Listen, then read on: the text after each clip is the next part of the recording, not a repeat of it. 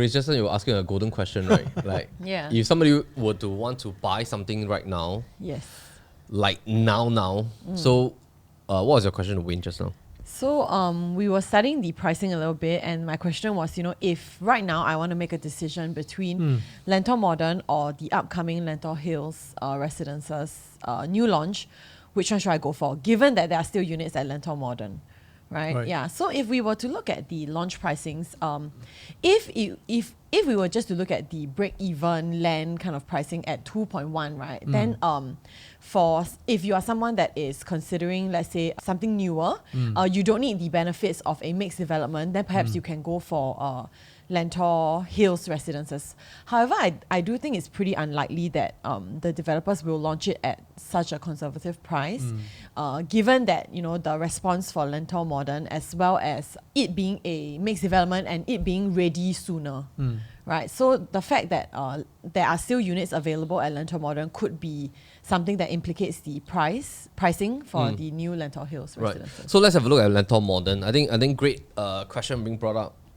Because Lentor Modern, there are still 3-bedroom flexi available, starting from 2.1 plus to about 2.6 odd million. Then 4-bedroom flexi is at 3 million to 3.3 odd million dollars. There's one unit left for the one beta. I don't know which unit is that. Like, why is there only one unit left? 500 plus square feet unit. Okay, great. Maybe I'm not sure in terms of facing or whatever. We can check it out later. But in totality, 69 units left, which is only 11%. So they're sold about 89% really, which is great.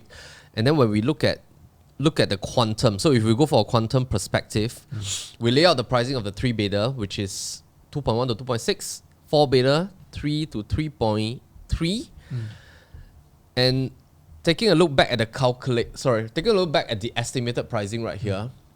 What do y'all think we should go for? How about Grace? Like, that Lentor Modern has 3 betas left, 2.1 to 2.6. Then when, for example, if we look at the 2002 PSF category for Lentor Hills, will you go for, like, I don't know, the dual key, the premium, or the compact 3 beta? Okay. Which is over here. So like these are 3 choices. Okay, knowing that Lentor Modern 3 beta units are still available at 2.1 and above, I will quickly snag up the most compact 3-bedroom type at sub 2.1 mil. Because I believe that the age plays a part, and then also not being a mixed development, you do get that so-called privilege of having a lower quantum. Right, so I think for anyone who wants to keep their quantum low, perhaps they will be looking to to buy into a 3 beta and still have a good distance away from the 2.1 mil at Lentor Modern, if I'm looking at Lentor Hills Residences. But personally, I think that if there are still units available and the facing is an ideal facing, perhaps my attention for now will be diverted to Lentor Modern first. Because maybe I'm looking for something that is going to TOP sooner. I want something that is mixed development, and the quantum is not that different, 209 and 2.1. So actually I will want to go for the Lentor Modern first. And if that's not available, then perhaps I'll turn my attention here, which I believe will happen once this launches.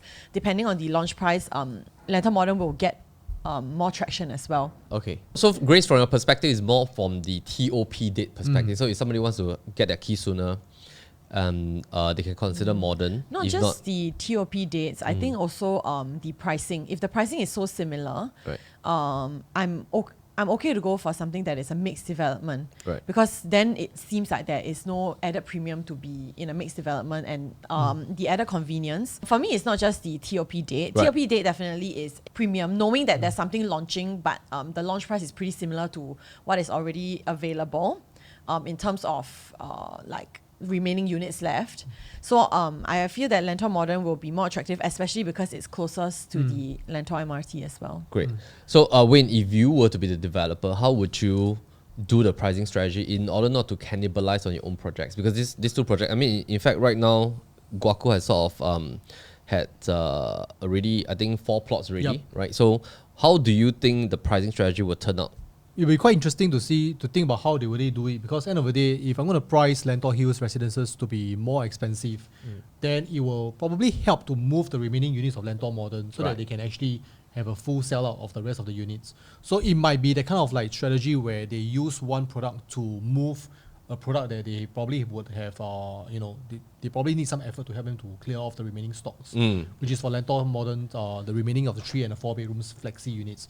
In fact, if you look deeper into the units kind of like size for Lentor Modern, the 4 bedrooms for the 4 bedrooms flex will be actually bigger in size than the Lentor Hills Residences 4 bedroom. So considering that Lentor Modern, the 4 bedrooms flexi unit size is 1,005 square feet. And if you look at Lentor Hills Residences, the size right now, based on the data that we have, is 1,003 square feet. Right. So there's about 200 square feet of difference. So probably in terms of pricing wise, if I look at the pricing for Lentor Moderns, at the kind of same pricing, which I can then get a bigger unit and I can get it earlier by earlier than Lentor Hills Residences, then it gives me more motivation or gives me more reasons for me to consider going for Lentor Modern, right. which I believe that may be the strategy where Guocoland may adopt to have Lentor Hills Residences priced in a way to help them to clear off Lentor Modern. Right. That's a good I think strategy. I think another strategy is that if let's say they are thinking about another way in order not to let Lentor Modern sort of like jeopardize Lentor Hills, because from a developer's perspective, sometimes is that when they hit like 80%, they are very confident that the balance 20% or 10 will sell out through time. And sometimes if a developer only have one product left in that particular vicinity, they might even raise the prices. So another strategy is that what we've seen along the years is that they will focus on Lentor Hills. They will just let Lentor Modern be left there and let it clear on its own, because Lentor Modern has an additional positioning as a mixed D. Right.